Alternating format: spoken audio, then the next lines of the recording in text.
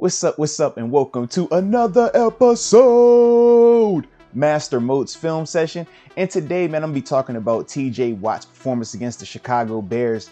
Man, this dude has been on a tear this season, and he is not slowing down anytime soon. So give that man his respect in terms of being Defensive Player of the Year, because this has to be the year. But without further ado, you know how we do, man. I'll play it in full speed. After that, I'll break it down. But that is Mr. TJ Watt.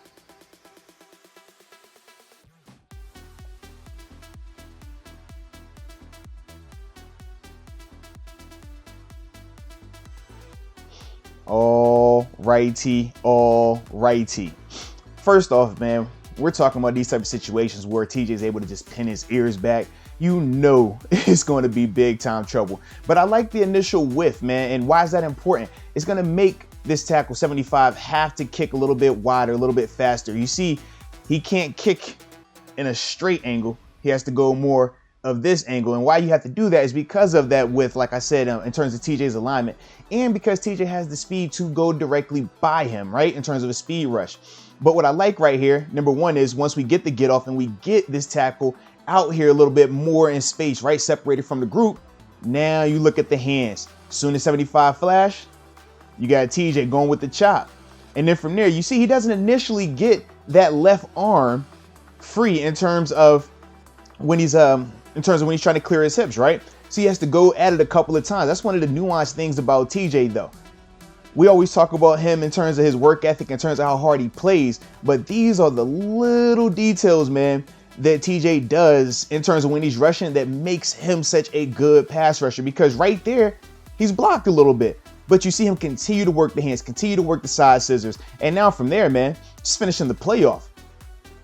But excellent job by TJ, man, understanding, number one, the situation. Then from there, like I said, get you good width in terms of your stance and keeping those hands active, man. But man, this is what TJ has been doing all season. Like I said, right here, this is a good block right here, right? I mean, technically he has contact with TJ, and with him being in contact, he has have a little chance to get some hands on him. But because TJ doesn't stop his hands, look at that, man. It's 2 times, 3 times. Now comes off, it finally gets clear. Good effort at the end of that play by TJ Watt.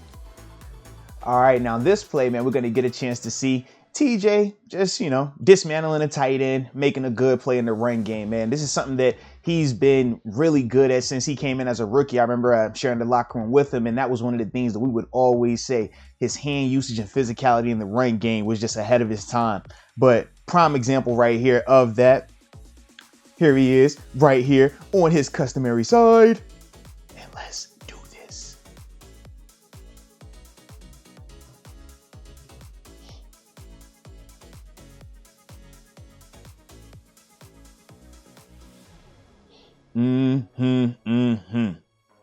I see you getting hyped. Let's go. All right, now when we starting this thing out, man, see the pre-snap communication, because obviously these tight ends for the Bears did a shift, right? Where you start on one side and then both guys get up and move. Typically in the Steelers defense, when you get a shift like that, they will do a big reload in terms of how they set the coverages and passing strengths and things like that. So that was the pre-snap communication. But then from there, man, hat in hands, baby, hat in hands. Not only does he get the hat in hands, I'll rewind that back just a little bit for you. Oh, almost there. Wait a minute. There it is. So right here, right? First, when you talk about those hat in hands, man, I like it because it allows him to control this tight end. Now, with this tight end, he drops his head, right? So he's a little bit out of balance. And that's why you see TJ, being a veteran player here, utilizing his athletic ability and his footwork to ultimately use that guy's momentum against him. And I like the subtle hand usage right here by Mr. 90. So watch the arm with the sleeve on it, okay? And right at the end of this thing, you're going to see an arm over clears himself. And now he's able to get in there for that tackle, man.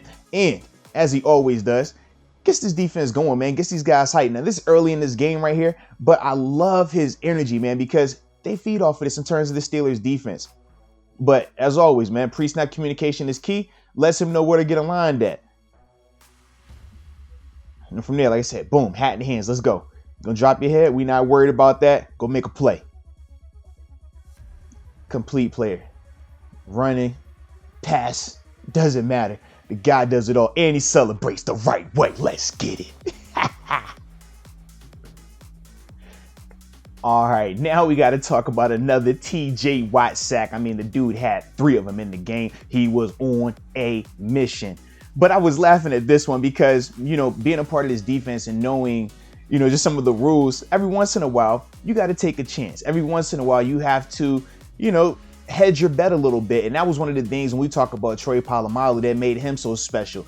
Not only would he study it on tape, but at times when he knew something, if he had a tendency on something, he would go ahead and hedge that bet. So right here, this is what TJ Watt does on this play, man. And it was, like I said, very impressive because of the situation. Now, this is a 2nd and long play right here. So we'll play it in full speed. And after that, I'll break it down for you.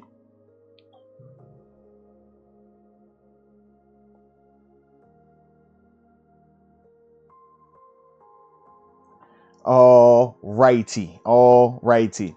So when we talk about it being 2nd and long, a couple things are going on here. Now, typically 2nd and long, you're saying to yourself, screen plays, draw plays, right? Anything that is going to be low risk, high reward play to try to get the offense back on schedule so it can be a 3rd and manageable, 3rd and short. So typically on 2nd and longs, you're not really thinking rush the passer. You're thinking to yourself, okay, get ready for some type of run play. So when we talk about hedging your bets right here, under normal circumstances, you would not want TJ to just climb up to the quarterback right here on this play, because what could typically happen is this, right? As I pause it here, this tight end will be coming back here to kick out or to cut off TJ, and now you're giving this running back the ball, hitting it downhill, or he'll hit it downhill and bubble out the backside. So that's typically why you don't want to rush the passer in, you know, a normal 1st and 10 type situation, or even in 2nd and 10 normally. But for TJ, he understands it, man, in terms of tendencies, in terms of just having a natural feel for these type of things. So even though they show him play action pass, you know, which is a hard run action at him with the tight end coming back for the kickout block, he doesn't even concern himself with it. And these are one of those plays that if you're going to do it, you have to do it. You can't second guess it right here. But it was good to see him make this type of play because, as we know in this game, and that was a big impact play right there. But as a whole, though, man, with TJ Watt, man, he's just certain guys, they just get in that zone. And right now, man, he is playing in a crazy zone this season, man. It is awesome to see. But man, just beautiful job right here. Like I said, man, understanding the tendency, understanding down and distance. And if you're going to take a chance, do it 100%, man. And he made that play very, very impressive, man. And that's why he's in the running for Defensive Player of the Year. All right, now this last play from TJ that we're going to break down is just, once again, man, him showing his smarts, veteran savvy, and just being a playmaker, man. And that's what we always love about TJ. So as y'all already know, that is him right there at the top of the screen. Play it in full speed. And after that, we'll break it down. Let's go.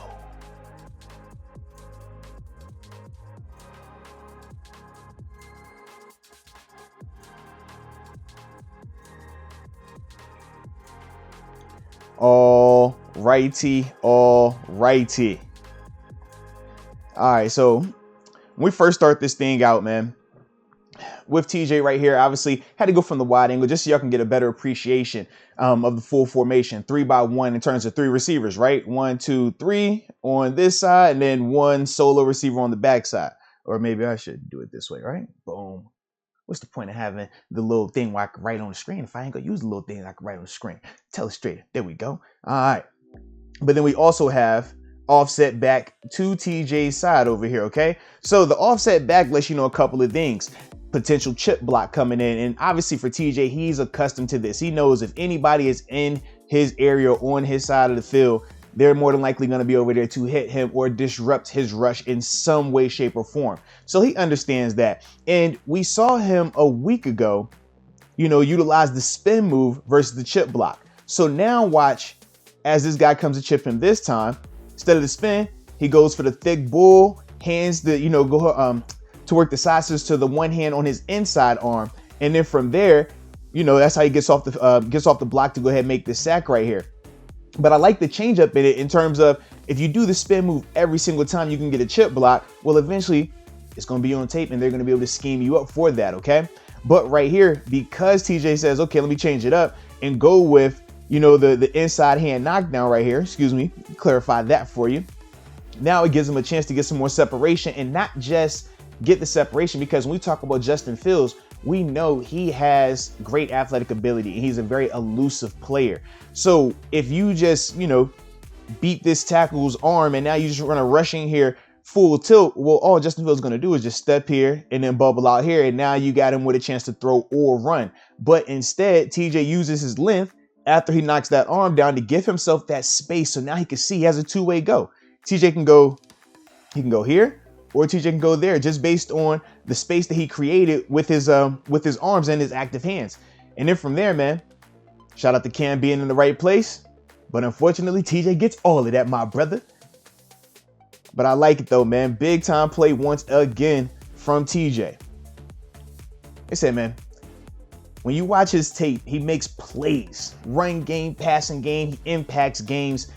I just love to see it, man. Loving to see it right now. But he has to start getting this recognition and respect for that Defensive Player of the Year conversation, man. So let me know how y'all feeling about the vid, man. Obviously, we know we are big TJ fans, but either way, I appreciate each and every one of y'all for tuning in. And until next time, baby, peace.